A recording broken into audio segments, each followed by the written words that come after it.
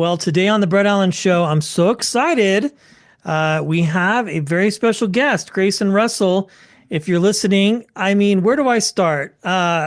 Texas Ranger from Talladega Nights, Fregley from Diary of a Wimpy Kid, my 10-year-old, would definitely connect with that. Greyhound, of course. Where do I keep going here? He's a musician, an artist, a storyteller, so many different things. I'm so excited. It's nice to meet you. Thank you for your time. Yes, sir. Thank you for having me. I'm happy to be here. And Blue Ridge, we have to mention Blue Ridge. That's on right now Yes, too. sir. We've had Jonathan on the show and other cast members from that as well. So you're not filming today, but you're cooking for. Tell us But about. I'm cooking for the cast and crew. So I figured out the best way to attract females in the South was to figure out how to cook. And I have not been able to cook most of my life outside of peanut butter and jelly sandwiches. And so I decided, okay, I gotta raise above steaks here because everybody can cook steaks. I'm gonna try to master my mother's peach cobbler and strawberry cobbler. And so we're working on episode 4 of season 1 of Blue Ridge last year. And I cooked a gluten free, dairy free one, and then a regular one. And they loved it enough that whenever I came in for season 2 a couple weeks ago, it wasn't like, "Hi, Grayson. Hello. How have you been? Hope you had a great year." It was, "All right, when are we getting these cobblers again?" Okay. So we had to figure it out on a day where everybody was filming in the studio, on a day that had off, come in and cook some cobblers. And of course, we have our Ellie's Diner, which is from the show. I had me an apron on, a little smock, if you will. Getting into it anyway. But I learned to cook for females, and then this is just in That being like, seems all like right, a I got to very. cook. Now, it's funny because if we were to go into the Diary of a Wimpy Kid world and look at Fregley and where he is now, that's probably where he might be, is learning to cook for Yeah, women. learning Uh, learning to cook to it. Yeah, pretty much, that is so funny. So pretty Blue much. Ridge is a great show. Again, we've had Jonathan Sheck and Sarah Lancaster on for last season. And of course, you're a musician too. You have new music Yes, sir. coming out. So let's go back to the beginning. Which came first, the chicken or the egg? Was it acting or music, or have they It, it been was it was music. okay? So when I was 2, I saw Pure Country for the first time, which was this George Strait movie, and Now in you're it on making the me feel sound. very old now, but Oh yeah, yeah. I do remember Yes. that So movie. so Pure Country was like 10 years old at that time whenever I saw it. But I saw it and my dad loved George Strait. So I love listening to George Strait. And there's a song on that album called Heartland where I believe it's his son is singing on it. And so there's this toddler singing on this George Strait track. And I think in my 2-year-old mind, I heard that and thought, oh, well, that kid can do it. Oh, well, then I can do it. And so I literally started introducing myself as Grayson Claude Russell George Strait when I was 2. And I wanted to be George Strait and I wanted to ride bulls. Those were my aspirations as a toddler. And so I think when I was about 4, I started riding sheep, like doing the mutton busting, which is like the early stages of rodeo. Um, and but backing it up, my first memory that I have um, is my folks took me to the Grand Ole Opry in Nashville, Tennessee for the 75th anniversary of the Opry. And I was 2 years old. The only reason I remember it being that young is because I was decked out, because again, I wanted to be George Strait. And I remember standing in the line to get into the Opry, and I was dancing, and this fiddle band was playing. And I was out there dancing, and they pointed and laughed at me because they thought it was cute. But I thought they were laughing at me, and that's the first time I remember really being embarrassed in front of a large group of people. There's probably 200 people standing there, and so I just remember kind of shirking up and looking down at my boots. And it took me a few years to kind of put together the fact that, oh, that was Old Crow Medicine Show, which is the band that plays Wagon Wheel, and we were out front at the Opry.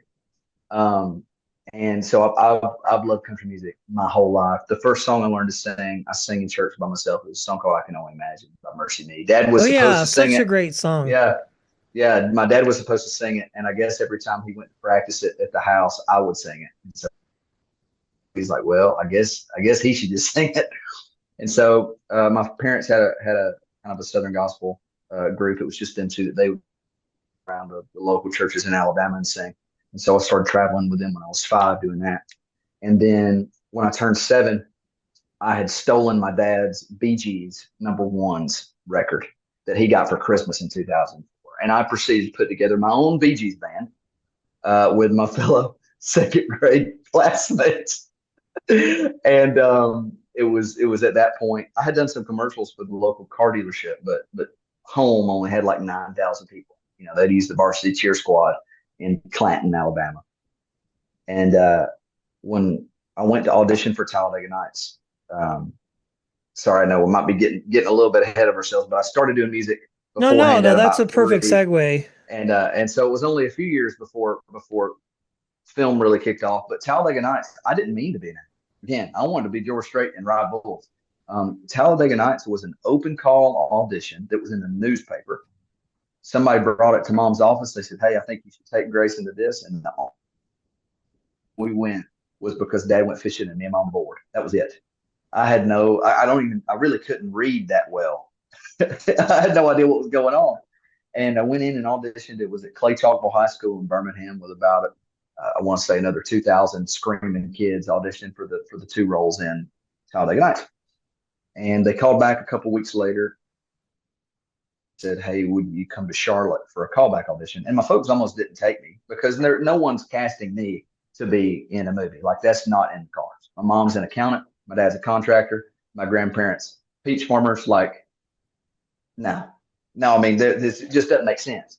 And the only reason they took me was to this callback in Charlotte was because I had never been to Six Flags that was in Atlanta. And they said, "Well, we'll just make a little family vacation out of it. We'll go up to Charlotte, audition, and bring baby back by Six Flags." And we did. And I really remember Six Flags better than I remember the audition. And a couple of weeks later, they called and they said, "Hey, you got it. Report to Charlotte, North Carolina for the next 2.5 months." And that's how it all started. And the rest is history, literally. So Yes, sir. it's interesting how that all happens. I've heard that story before where a kid like yourself gets an audition and they're like, "Oh, let's go to Disneyland or let's go hang out and make sort of a round trip of it." And then the next thing you know, you're like on stage performing or in a show or whatever the case might be. It's so crazy to think about how all of that happens the way that it does. But here you are. So now you're performing music still full time, you're acting full time. Yes, Um, sir. and it's just been one heck of a ride, I would imagine. When you look back at that Absolutely. first thing that happened and now, like, because people obviously are going to know you from certain projects that you've done, whether it's music, whether it's Diary, whether it's Talladega Nights. Is it still very surreal to you that you've had a career this long and it's been successful this long? Or do you finally realize, okay, this is what I'm meant to be doing, one or the other? I knew pretty early on that that's what I was supposed to be doing. The film side, once something like that of that magnitude falls in your lap, and it's like, okay, God, this is bigger than me. Okay, don't know why, don't know why me, Lord, but okay. Um, and there have been times where I've really struggled personally, wondering, okay, well, why have I gotten these opportunities when it wasn't something I was searching for? When it wasn't something that I was, really working toward, a career in film, as a child. Um, but it's really taken me this long because since I was kind of thrown into it, I never really looked at myself as I knew that there were some things I was naturally gifted with that lended itself to acting, but I never really felt like I was a really great actor. I just knew that the good Lord had put me here, so I'm going to do my best here. But it wasn't until about a week ago I was putting together an Instagram reel and started pulling up Talladega Nights outtakes for it. And I've always looked at myself critically on, oh, this is where I should have stood. I should have picked my eyes up a little more. I should have said it this way. and never really looked across my career at like, oh, I did that really well. I always really looked at the negatives and what needed to be fixed rather than looked at the things that I did well and thought, oh, well, that's pretty good for a 7-year-old child. And for whatever reason, I was going through those outtakes and went, oh, that's really good. That's okay. Well, maybe I am half decent at this. And so that's just been a really kind of eye opening thing, because acting is not something that you can like metrically equate. Like you can look at somebody's baseball stats and tell they're a good baseball player. You know, you can look at the numbers that your company's doing and see how well your employees are. But acting is so subjective, that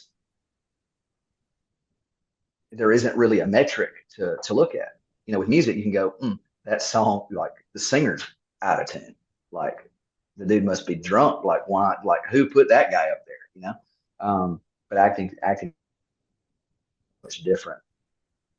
And I've really been thankful with the role of Dwayne that I'm playing here for this, because it's the way this show's set up. It's so free flowing, and it's the first time I've really been given a whole lot of just leeway of, hey, evidently you understand redneckery better than the rest of us. Just go.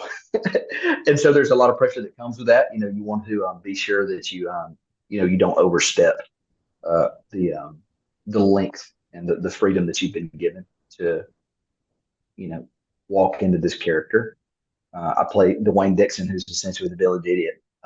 I really just kind of equate him to like a volunteer, the last volunteer firefighter you ever want to actually show up, like at your home.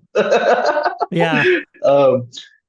And yeah, I love playing Dwayne, and like I said, I've been given a lot of freedom. They've started adding me and stuff, on here that's like, oh, well, he's around. We'll sling him in here and just do something Dwayne like. It's like, okay, sweet, cool, no problem. I have the best time. This is the most fun I've had in my adult career on a shoot playing a character. And I credit a lot of that to Jonathan Lee. Yeah, it's a great Really show. pushing me to bring it. Yes, sir. Yeah, it's very good. Thank you. Well, yeah, so I think when I mean, I know who you are. I remember you from different projects, but it was a TikTok or an Instagram reel that you had done.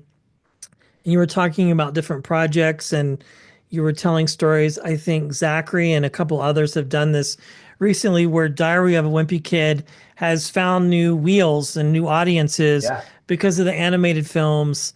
And that brings people to Disney Plus, and then they see the three films that you did.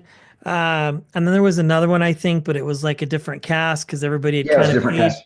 everybody had aged out. But I still think it would be cool to see you all get back together. I love those films. My 10-year-old will tell you when I turn on Disney Plus, he knows what I'm putting on. It's Dog Days of Summer. They're all really good, Yeah, but Dog Days of Summer is my favorite out of the yeah. three, but they're all so good. Really, Yeah, I really, don't that's know funny why. I because think it's normally it's the other two, but no, yeah, I well, feel I like like Dog Days. Dog That's Days of a lot of Summer love. because it just reminds me of I'm 50, so it brings back a nostalgia for me of a time when my parents were cheap and would drag us all to the family pool for the free labor, whatever it is, and then Yeah, kind of just getting in trouble over the summer and the, shenanigans that all of you kids get into in that storyline. I mean, they're all really good, but I think that one is probably my favorite out of the three.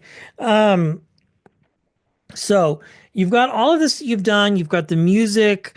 When people meet you, what project do they connect to you the most? Does it depend on the age, or is it just kind of it depends? Like, because you've done so many great things, yeah, be it Blue yeah. I Ridge have or any of them. Yeah.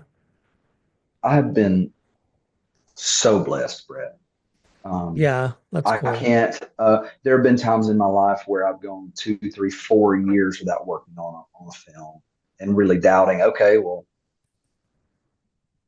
God, is that it? Like this is what I thought we were doing here, and I've auditioned for the past 4 years and haven't gotten anything. And so there's been these massive dry spells where I really can. doubted what was going on. And I had to come to terms with the fact, and it's a wonderful thing to come to terms with, in that I have been able to hit a relative level of success in the film industry with Talladega Nights and with Wimpy Kid and with Greyhound getting the Oscar nomination. That very, very, very few people ever get in their careers. If they get it once, maybe. And if they do get it, they're Morgan Freeman's age, doing Driving Miss Daisy, and their parents and their grandparents and all these people who've supported them along the way aren't around to see them get.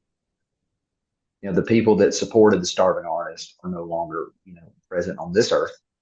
So get to see them really, really hit it and make their mark on an industry, and if you're lucky, on a culture to some extent, like we were able to do with Talladega Nights. And so once I kind of wrapped my head around that, it was, dude, if I never work again, I've got my money's worth. If I tell people in Nashville all the time, if I walk out on Broadway and get smoked by the pedal trolley, don't shed a Yeah, tear the for pedal me, dude. trolley. I have got my money's worth out of this life. And that's not just professional. That's just, I try to. Burt Reynolds had a quote, said, "Nobody had any more fun than I did." And really, when it comes down to it, I mean, through all the even the god awful things, it comes down to it, dude, nobody had any more fun than I did. And I've been so incredibly blessed to get to do it. It's wild to me because when I'm doing something maybe like a Comic Con, or I'm just somewhere, I'm playing a show, doing music, and people come up, there is no telling what's going to.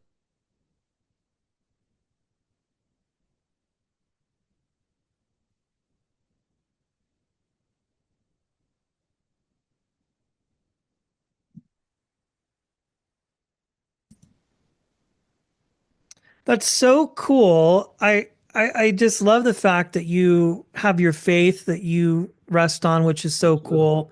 Um, and the fact that, people just connect with you, like you said, whether it's music, or a Comic Con or whatever, like to have a career that is successful, whether it's however you look at it, I think is big because the industry that you're in, or that you are participating in is just so different. But you found other ways to, you have your music, which is successful. You have Blue Ridge, which is successful. Yes, sir. And that has to be like the best thing ever, right? Yeah. To have like any space in your life fulfilled, with this, and to have people connect with you. Well, let's talk about the music. I mean, that's huge. Yes, Like sir. that's where things are popping right now outside of Blue Ridge. You have new music coming out soon, yes? Yes, sir. Yes, sir. I do. So, like I said, I started singing with my folks when I was 5. And so the first record I sang on was my dad's when I was 6, and then another one when I was 8. And then I didn't cut my first official project till I was 15. Sorry, somebody's calling me. And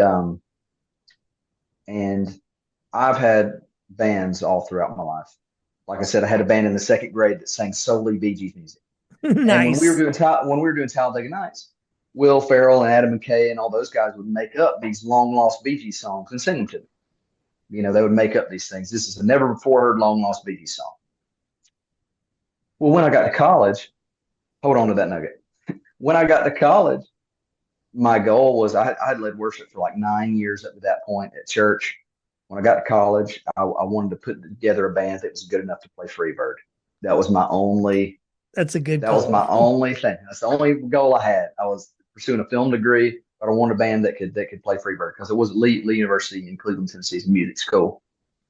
And we have played together for the past 7 years, from frat parties to arenas of about 40,000 people, which is crazy. It's all the good Lord without a singular song on the radio. And I had really struggled in my own way. I never really cared to write music because I thought, why in the world would anybody want to listen to anything that I had to say any more than they would want to hear us play Freebird? Like, what they want to hear me play something, or they want to hear me play Freebird. They're going to want to hear me play Freebird. So why even try? And it wasn't until COVID that I was just mad enough at the world to write. And it was like 15 minutes, boom, there it was. I was like, oh, that's not the worst thing I've ever heard. And we started kind of working it into our shows, and that's getting more attention than the stuff that we were known for doing. And it worked out that I was playing a show. We were playing a show at Johnny Cash's farm in Nashville. It's just a little west of Nashville. And a guy came up out of the audience. He said, "Hey man, you don't know who I am, but my name's Scott Glaisel. I mixed 4 albums for the Bee Gees. And whenever you get ready to record a record, I want to." Wow. And I said, "Okay, God, all right." And he said, "You know what? You should come over to the house sometime. Me and Annie will cook you steaks."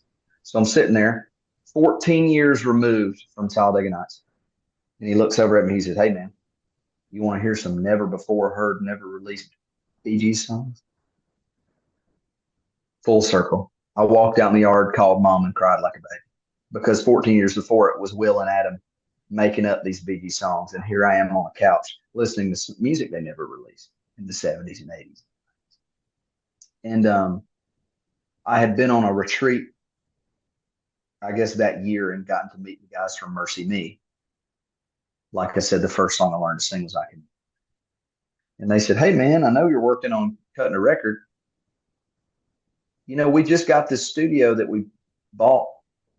We bought a house from Motley Crue and put a studio in it. Yeah. It's called the Imagine House. Why don't you come over and cut your album in it?" And so here I am cutting my real first record that I wrote more or less the whole thing outside of the covers. Re-recording "I Can Only Imagine" with my dad in the Imagine House. First song I ever learned how to sing. A month before we went to cut, Scott passed away. So the Bee Gees guy passed away, had a massive heart attack. And I was really struggling as to figure out, okay, what do I do now? Because here kind of went my safety net. And come to find out, Hayden Tumlin, who's the sister of Houston, who played my brother in Talladega Nights, is an audio engineer for Universal Music Group at East Iris Studios. And she said, "Hey, I'll come do it." And so it was almost 3 full things right there. It's all Southern rock. It's all, I describe our sound as somewhere between Leonard Skinner and U2, mainly because we've played Christian music for the past, we've grown up. That's what we cut our teeth on, is this kind of Jesus culture U2 sound. And so it's Leonard Skinner, but with swells. It's very much, guitars for sure, very guitar heavy. And it covers, the album is called Living and Women, Volume 1. And that's been our prayer request. Whenever we would go on to play somewhere before rehearsal, "Hey, man, y'all got anything you need to pray about?" Living and Women. That covered it. And it feels like, okay, well, that's just going to be the title of the album. And so that's really what it covers. It covers about a dozen different heartbreaks and things that I've worked through in my life, good, bad, indifferent. There's some Jesus stuff in there too. But for the most part, I mean, it's a true blue Southern rock record. And so we'll have the first couple singles that'll start dropping here really in the next like 2 weeks. And so then we'll just start dropping a single a month until the album's ready to roll, probably May. And then we're looking at touring it. And then hopefully, best case scenario, I'll tour for a little while, do a film over here, and then tour for a little while, do Blue Ridge, and then tour for a little while and do that. I did so much work with actors. I got a degree, I got a master's in clinical mental health counseling. That was the other side of my life. Yeah, I was going to ask you for that. A while. So if COVID or something happens again, I'll, can pivot that direction. But that's really just helped me. That helped me as a songwriter, sitting down, and if I'm writing with people, or I work with a nonprofit called Creative Vets, where we work with veterans in songwriting, and all that is a counseling session. Literally, how does that make you feel? Do you feel this way because you thought this was going to happen, or you thought she was going to say this, or you did this and this happened?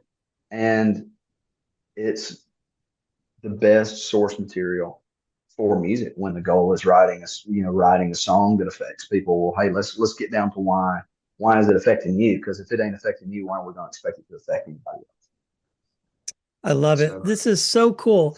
This has been like one of the best conversations. I mean, just on so many different levels. Very cool. Well, if you're ever in Colorado, I will be there to come see you perform live. I'll bring my kid because he will flip. Like I said, when I would love that. he found out I was talking with you, I mean, it's you have a much different look clearly than those movies from the 2000 era of your life. Yeah, But yeah. and he hasn't seen Talladega Well, Nights yet because he's a little bit young for that. But I know. definitely Blue Ridge for sure. Yes, sir. I know you asked earlier, and before the thing cut off. Um, to me, it is so wild because I never know what people are going to know me from. Yeah, Because it's just as likely that there's a 13-year-old kid that loves Talladega Nights as it is a 50-year-old man who loved Talladega Nights because they took their firstborn to go see it when they turned 13, and it was like a coming of age movie for them. Or it's, a 10-year-old that loves the Wimpy Kid movies and their dad who loves the Wimpy Kid movie because it's nostalgic for them. And then a lot of people don't normally pick up on Greyhound, which is the World War II Tom that Hanks was a movie. great movie. As far as me being in it, because I have no, I'd have no facial hair, no hair. I mean, I'll have a totally different look there. But the love that that film has received, whenever I mention that, it's especially for those that were in the military or in the Navy or their dad was in the Navy. There's not a lot of Navy projects to really look to, for Marines and Air Force and the Army. There's a whole kind of scat of things, but Navy is its own kind of thing that I don't think gets as much attention because it's far more difficult to do. Um, and so that really blows people away, which I really appreciate because that's the thing that's the shoot I'm the proudest of because it's the hardest shoot I've ever done, and I was really proud of how it turned out. So I'm so glad that and just so blessed that whenever I get approached about it, there is a little bit of a I don't really know what it is they're going to come up to because there are a few things they can really kind of pull from, and that's a blessing, man. That's all the good Lord. It's beyond me. But I wanted to answer that question since Oh no, since you no, asked yeah, before. no, I yeah. guess my I think Wi-Fi knocked it's out there. what a fascinating life you have led. And yeah, it's just so cool. But I will say, like, if I saw you at a church somewhere in life, somewhere down the road, or maybe past, and I saw that you were leading worship, I would I would be focused, but there's also a part of me that would be trying to figure out where I knew you from, if it was Yeah. from Greyhound. But your smile, when I see you smile and I see you're enthusiastic, my brain goes to Talladega Nights or definitely Diary of a Wimpy Kid, particularly when you're sitting next to Zach and you've got the owl next to you and you're giving the owl the massage. God, I love it. I love that you love Dog Days because, man, the first one and the third and the second one, so regular Wimpy Kid and Roger Rules get so much love, but Dog Days is one that not a lot of people really for whatever reason that's just not been the one that was always brought up the most. I love doing the swimming scenes. A lot of my stuff ended up not making the cut, but there's a scene that didn't make it where Zach's swimming in the public pool and all of a sudden he sees these band-aids floating around him. All That's these so band-aids gross. floating in the pool. And I come up out of the midst of the band-aids with this big one-piece goggles with the snorkel. And you look and you see these just like scratches all over my body where I had gotten in a fight with like the house cat. And so there was some really, really cool like little freckly things that ended up didn't make not making it. Um, but I love doing Dog Days. When we did the cranium shaker scene with the big roller coaster, I was dying to get on the thing. And me and our set teacher, Miss Natalie Smith, who was our teacher for all three films, we wrote it. We wrote it a couple times, and then I was mad because they had to bribe Zach and Rob with iPads to get them to get them to do it. Like, man, I'm over here doing it for free. But I what know. was funny was Zach's brothers. I think they were wanting to be in the film, and so they stuck them at the other end of the of the thing, and they were stuck there for like 2 days. They were sick, man. They were really eating it. But I love doing Dog Days, and I'm glad you enjoy Yeah, it I because that's mean, not one like that I gets talked about a said, lot. they were all so good and are all three just really great films. Um, and we interviewed Jeff recently for a new animated film he's working on that comes out next year. And I asked him, I said, like, I just think it would be, I don't know how all of that works, but it would be so fun to see all of you together again. And like, where are they now? I know it's probably not in the realm of possibilities, but uh, good job on everything, man. And such a blessing. God's favor is definitely on your life, my friend. And, I just think it's so cool. And as a dad who has a son who, you know, raising him as a believer and going to church and just all the influences, you just want your kids to do well. And I think, that's the coolest thing to see you growing and living a life well lived. So thank you for your time and for Thank you, taking a little bit to hang out while you're working for your cast and crew. And I appreciate your time. It's been an honor chatting with you, man. It really has. Like, it's been sir. so much fun. I really appreciate it for sure. Thank you, Brett. Thank you for having me. I've really enjoyed it. Thank you, sir. Absolutely.